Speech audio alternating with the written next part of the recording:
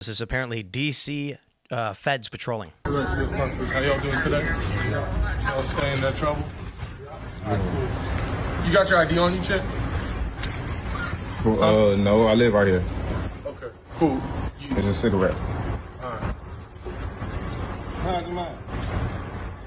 Did y'all get a call or something about right here? No, so we're doing checks, keeping everybody safe down here, right? Have you heard of the federal surge that Donald Trump's putting out?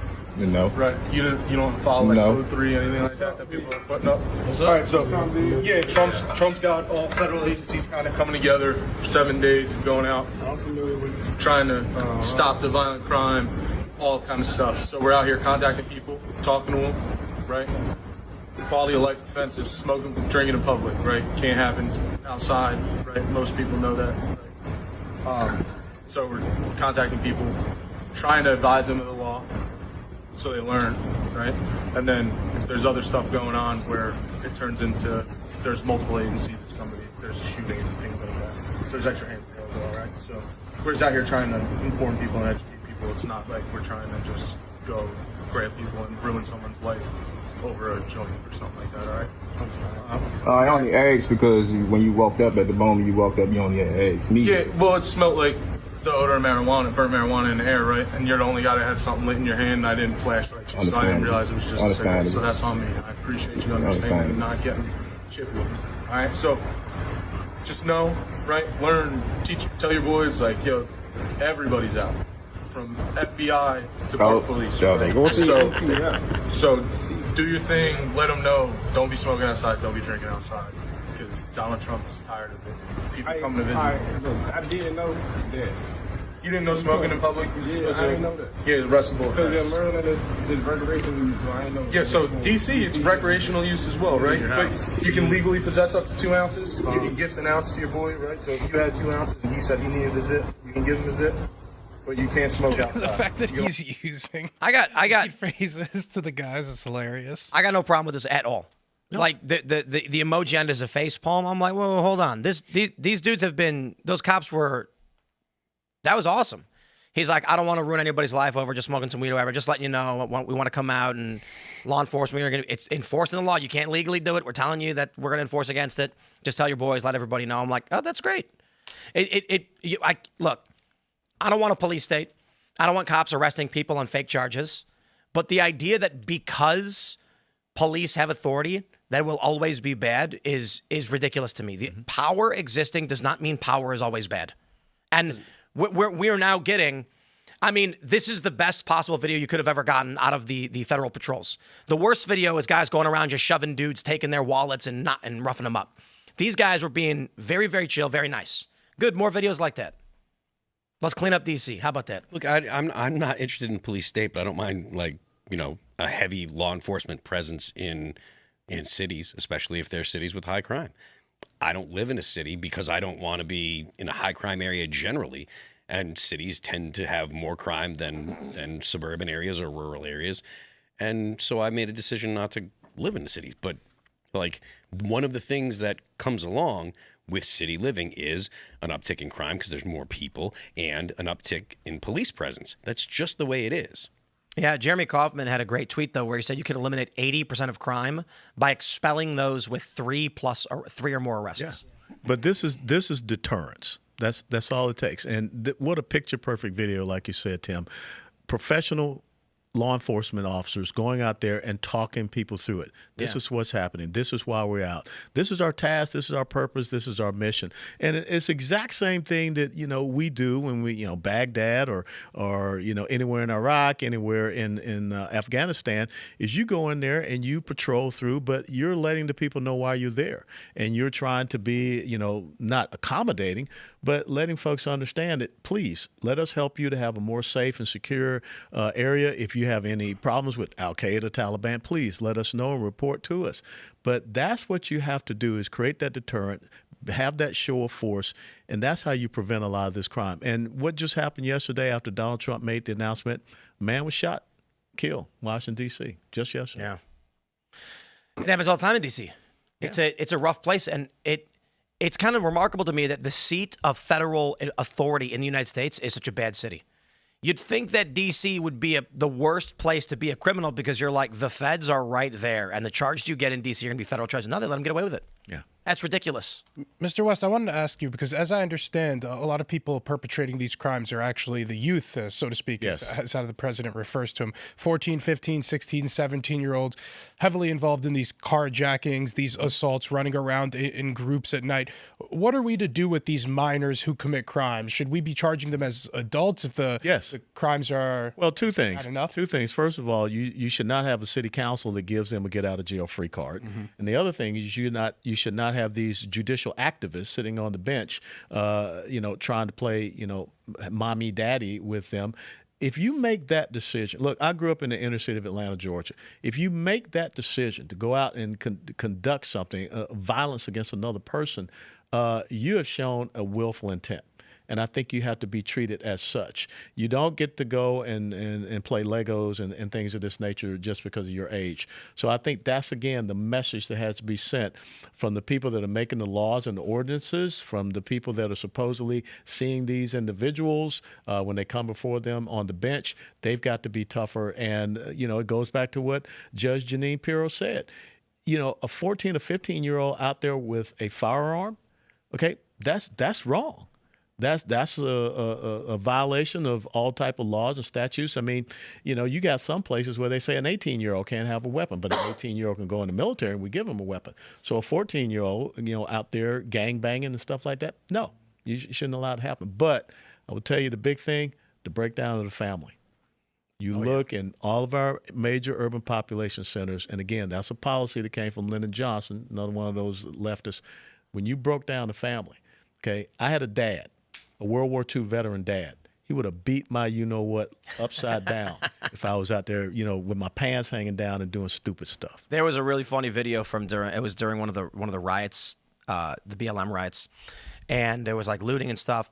And there's some young black kid, and he was doing something, I don't know what, but then you see his mom come I up, remember that. and she's screaming at him. Absolutely. He's like, Mom, stop, and she pulled him out of there. Absolutely. There was one moment I'll tell you about. I love this story. I was in Ferguson during the riots, and the left lied about this. This is what really bothers me. And this is 2014, and it's where we started to see this bifurcation. At least I started to see it, where the left was becoming this evil entity, this cultish, and that was, they wrote a book called In Defense of Looting, where they argued that in Ferguson they were smashing up stores and stealing because they were revolting against a system of oppression that was owning their neighbor. As all lies. Mm-hmm. In fact, what happened was during the Ferguson riots, the locals were begging for help from police because the people who were looting and rioting did not live there. Mm-hmm. Now, some of the locals were mad because the gas station they burned down was owned by some Indian guy. And they said, why are we letting Indians own businesses in our community and making money off us? That's true. But these young men linked arms in front of the liquor store where Michael Brown had stolen the cigarillos. While the looting had started, they linked arms in front of the door to stop anybody from going in. And there was a reporter from Al Jazeera who went up to him and asked him what they were doing. And they said that they were tired of people coming from outside their neighborhoods and smashing up their businesses and destroying their community. Just then, the dude's phone rings, and he's like, oh, crap, it's my mom. And the reporter, he's like, let me answer it. And he answered it, and this kid's mom was like, what are you doing out there? You get home right now. And this reporter from Al Jazeera was like, no, your son is being very responsible. He's protecting the business. He's helping his community. And that was an amazing moment. Yeah. Seeing that and hearing that from the locals, I was like, this is great. What did the left report? That the looting was fighting oppression and the black people wanted their businesses smashed. And I'm like, that's insane. It's ludicrous. They were begging for help. They were saying, please stop the violence. Yeah. Insane. Yeah, Insane. David Dorn. Remember David Dorn? Can't corner the Dorner. Yeah, the police officer that was shot and killed there. But guess what happens? You get a person like Cori Bush, who was one of the ringleaders there in Ferguson and St. Louis, and then we make her a congresswoman and put her on the House Judiciary Committee. Look at that. The polling during the defund the police period, which is like 2019, 2020, found that in the black communities across the country, polling showed they wanted more police in their neighborhoods. They were asking for help because of the crime. And what ends up happening is squad members pander to affluent white female liberals and say, no, take the police away from their neighborhoods.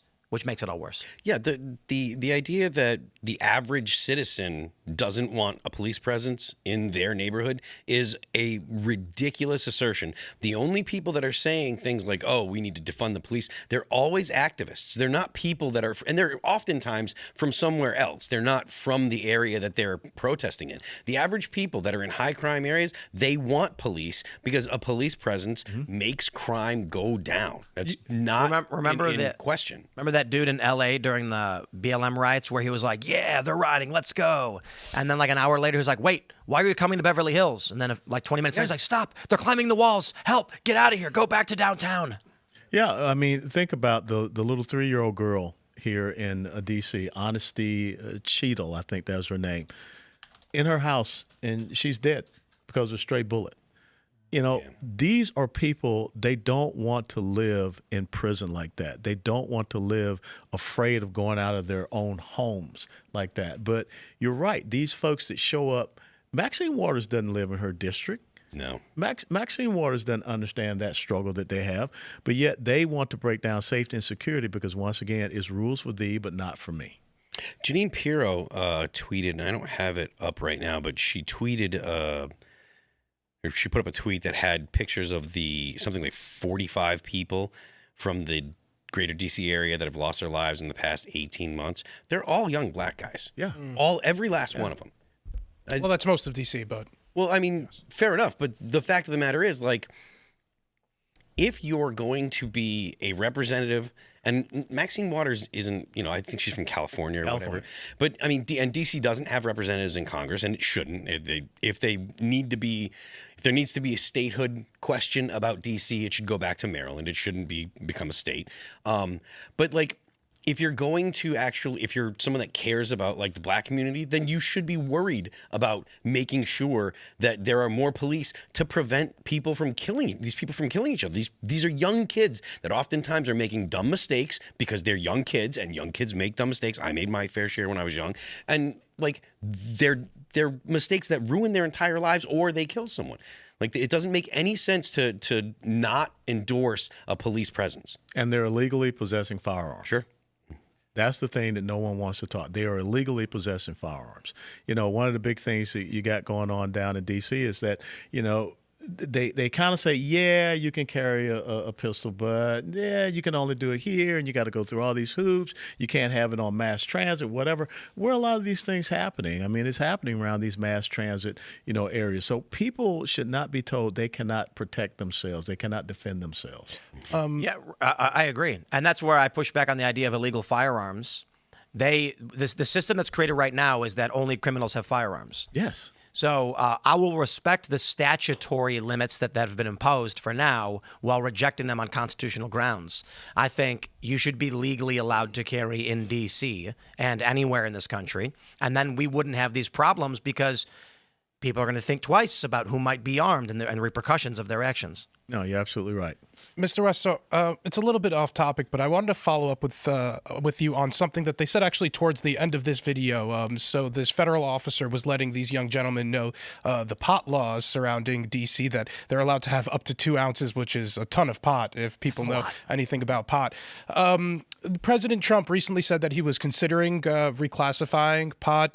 This is a Wall Street Journal reporting that on the heels of the big pot donating millions of dollars to the president, he's considering reclassifying. He was asked about this, considering reclassifying.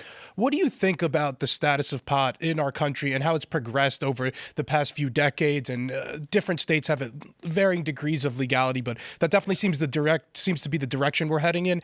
And the president didn't outright say no. He said that he was considering it. So what do you think about the direction of this stuff and the impact that it's having? Because, these guys could have up to 2 ounces of pot out there is what the guys. Yeah, should pot be legal? Well, I will tell you, you probably might be asking the wrong fellow. I'm 64 years of age. I never smoked, never drank, never did drugs in my life. And I've seen the horrific effects that marijuana can have on people. I look at it this way. If you go out and you are consuming marijuana, it still asks you on the 4473 form, are you taking marijuana? So you are losing your Second Amendment right. That's the form you have to fill out when That's right. when buying a firearm. So you're losing your Second Amendment right. Or if you go in, you'll lie like Hunter Biden. The other thing is that still, to go into the United States military, they're going to ask you, are you under the influence of drugs? Have you taken drugs? Because that is still one of the gatekeepers. So I am very concerned when I go out to Denver and I see what is happening there, and I don't want to see an entire generation become, wasted. I really don't. I mean, Cheech and Chong, it was very funny, couple of guys, but it affects your Second Amendment rights. It affects the ability of us to go and have men and women who stand on freedom's ramparts to protect our nation. So it's a national security issue as well. Let's just talk about our friend Shaggy over there. Everybody knows why Shaggy ate dog food. Shaggy ate dog. He did. It's part of the cartoon. He's next. That's right. Dog food. Yeah. Shaggy ate dog food because he was stoned out of his mind and hungry. And so he ate dog food. Yeah. That's the lesson we told kids for the past 50 years. Yeah, okay. Would you be I got no disappointed if problem. the president did reclassify it? I would Reschedule it, rather? I would scratch my head. I remember I was on with John Stossel, Oh, yeah. And he asked me the exact same question about how would why would you restrict people in their freedom to be able to go out and smoke, marijuana? I said, look, if you want to go and stay in your house and smoke weed, fine. But when you walk outside your house, when you get behind the driver's wheel or something like that, you're now impacting my life. And so that's one of the things that I look at. If that's something you want to do, I understand your freedoms, your rights, then stay in your house. Sleep it off or whatever. But don't come out into out of the house and then affect other people's lives. And that's why I'm a big thing about drinking and driving, because I've seen a lot of people that have lost their lives because of the irresponsibility. And I just think that it, again, goes down a very, very bad slope. I don't want to see a drugged out United States of America. Go Amsterdam. Look at all these places where they just have the free drug use. Not a good thing. Thanks for checking out this clip from Timcast IRL. Make sure to watch the show live Monday through Friday at 8 p.m. Subscribe to this channel, and we will see you all there.